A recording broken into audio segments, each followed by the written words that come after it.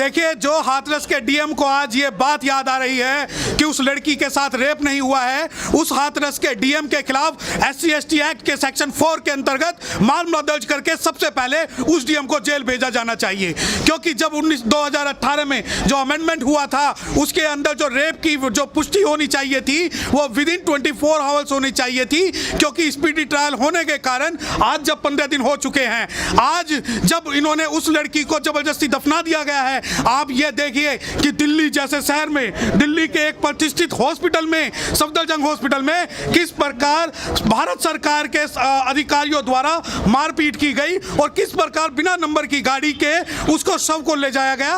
उसके बाद अगर आप सवाल पूछ रहे हैं डीएम का, अगर डीएम इस बात को कह रहे हैं कि उसका रेप नहीं हुआ, तो पहले डीएम के खिलाफ डीएम को जेल में डाल के ये बात पूछनी चाहिए कि क्यों तूने SC/ST एक्ट के प्रावधानों के तहत उस वक्त कार्रवाई नहीं की, क्यों तूने मेडिकल नहीं करवाया। और अगर मेडिकल की जो ओपिनियन आ जाई है, क्या किसी रेप विक्टिम का मेडिकल 15 दिन के अंदर होगा? अगर यही बात निर्भया के केस में होगी तो वही डीएम मोमबत्ती लेके आ जाएगा। यही बात अगर रेड्डी के मामले में होगी तो उनका एनकाउंटर करके उन्हें गोलियों से भून दिया जाएगा। लेकिन यही बात अगर मनीषा वाल्मीकि के मामले में होगी तो ये डीएम जैसे जो लोग हैं, ये कानून व्यवस्था को ध्वस्त करते हुए जो एक गलत बयानी कर रहे हैं और जो ये कानून से परे अपने आप को मानने हैं, इन सबको सजा होनी चाहिए। लेकिन कई अधिकारी ये भी कह रहे हैं जीभ नहीं कटी है लड़की की, ये भी झूठा। देखिए, जो अधिकारी इस बात को कह रहे हैं कि जीभ नहीं कटी है, गर्दन की हड्डी नहीं तोड़ी गई है, तो ये जो आज इन्हें ये बात आई है, जब हम लोग जब आज यहाँ सड़कों पर हैं, तब इन्हें स्पष्टीकरण की आज बात की आई है कि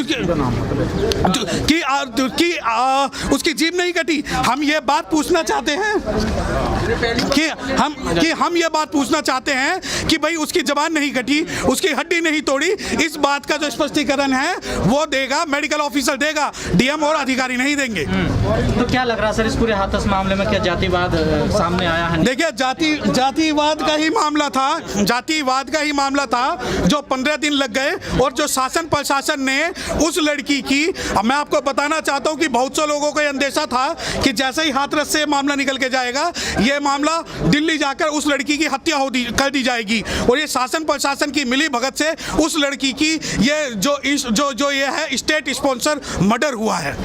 सर, कहा जा रहा है कि कार्रवाई में भी पुलिस ने काफी देरी करी है सर, स्टार्टिंग में तो देखिए, कार्रवाई में देरी सिर्फ इस वजह से हुई है क्योंकि वह लड़की जो संबंध रखती थी वह अनुसूचित जाति से संबंध रखती थी। मैंने क्या बताया, अगर यह मामला किसी गैर शेड्यूल कास्ट महिला का होता तो इस मामले में देरी नहीं होती। जिस प्रकार रेड्डी के मामले में 4 अभियुक्तों को पुलिस ने भून दिया था, उस प्रकार ये भून दिए जाते। उसी प्रकार माननीय जो मुख्यमंत्री योगी जो इस बात को कहते हैं कि हम अपराधियों के पोस्टर सरेआम चौराहे पे लगवाएंगे, तो अब क्या इन अधिकार जो आरोपी हैं, इन आरोपियों के पोस्टर भी क्या चौराहे पे लगवाए जाएंगे? और जाति का ही रेप होता है, जाति का ही बलात्कार होता है। सर, ये कब तक लड़कियों को निशाना बनाते? देखिए, लड़कियों को जब तक निशाना बनाते रहेंगे, जब तक कि इनकी पितृसत्तात्मक जो समाज है, जब तक कि इनके दो हैं कि ढोल गवार शूद्र बसुनारी है सब ताड़न के अधिकारी, इस विचारधारा में हम विश्वास रखेंगे। लेकिन मैं आपको बताना चाहता हूं कि जब हमारी महिलाएं झलकारी बाई जैसी होंगी, जब हमारी महिलाएं फूलन देवी जैसी होंगी, तो ये लोग आंख उठा के नहीं देख पाएंगे, क्योंकि ऑन द स्पॉट फैसला हमारी महिलाएं करना जानती हैं और वो अपना बदला लेना भी जानती है। वकील साहब, कहा जा रहा है कि उसके घर वालों को भी धमकी दी जा रही है जो आरोपी पक्ष की तरफ से कि आपको मार दिया जाएगा या तो समझौता कर लो हमारे साथ। शहीदों की कब्र पे लगेंगे हर बरस मेले, वतन पे मिटने वालों का यही बाकी निशा होगा। 27 से 29 सितंबर को जिस प्रकार खैरलांजी कांड हुआ था और 29 सितंबर को जिस प्रकार ये मनीषा हत्याकांड हुआ है, तो अगर वो मारना चाहेंगे तो मारेंगे, क्योंकि लड़ाई लड़ने के लिए आज वो समाज अकेला नहीं है, वो परिवार अकेला नहीं है। और मैं आपको बताना चाहता हूं कि भारत के अंदर राष्ट्रपति शासन लग जाएगा अगर उस परिवार की तरफ किसी ने आंख उठा के देखा। ये संविधान को चलाने वाले लोग संविधान को बचाना भी जानते हैं और इसे चलाना भी जानते हैं। क्या आप मानते हैं यूपी में अपराधी बेखौफ हैं? देखिए, यूपी में अपराधी बेखौफ सिर्फ इस वजह से हैं क्योंकि सत्ता द्वारा, राज्य द्वारा उन्हें संरक्षण दिया जा रहा है। उनके द्वारा एक पर्टिकुलर कास्ट कम्युनिटी को निशाना बनाया जा रहा है, उनके द्वारा महिलाओं को निशाना बनाया जा रहा है। और सबसे बड़ी बात, जो वहाँ की राज्य सरकार है वो महिलाओं की जातियों को देख देख कर चुन चुन कर अपराधियों को संरक्षण दे रही है और उनका रेप करा रही है। सर क्या लगता है अब आपको न्याय मिल पाएगा? जैसे न्याय मिलेगा। संविधान में विश्वास करने वाले, बाबा साहब में डॉक्टर भीमराव बाबा साहब, डॉक्टर भीमराव अम्बेडकर में विश्वास करने वाले जितने भी आज अधिवक्ता खड़े हैं वो न्याय की लड़ाई के लिए खड़े हैं। और मैं आपको बताना चाहता हूं कि हमें न्याय मिलेगा। न्याय आज नहीं मिलेगा, कल मिलेगा, कल नहीं मिलेगा, परसों मिलेगा, डिस्ट्रिक्ट कोर्ट से नहीं मिलेगा, हाई कोर्ट से मिलेगा, हाई कोर्ट से नहीं मिलेगा, सुप्रीम कोर्ट से मिलेगा। और ये जो वकीलों के जो आज यहाँ इतने जो प्रोमिनेंट जो एडवोकेट खड़े हैं वो इसीलिए खड़े हैं कि उन्हें न्याय की लड़ाई लड़नी है। लेकिन सर कुलदीप सेंगर जैसे, चिमनियानंद जैसे ये लोग तो बच जाते हैं, तो ये भी बच। देखिए इस मामले में चाहे कुलदीप सेंगर हो, चाहे आसाराम हो, चाहे चिन्मानंद हो, या तो हम जानते हैं कि किस प्रकार लड़ाई लड़नी है। हमने हथियार चलाने छोड़े हैं लेकिन उन्हें चलाना भूले नहीं है। सर जिस प्रकार पुलिस ने रात 2:30 बजे लड़की की डेड बॉडी का अंतिम संस्कार किया, ऐसे कैसे देखते हैं? देखिए ये जो पुलिस ने जो ये अंतिम संस्कार किया, ये पुलिस ने अंतिम संस्कार नहीं किया, ये सबूतों को नष्ट किया है। ये पुलिस ने सरकार को बचाया है, ये पुलिस ने उन अधिकारियों को बचाया है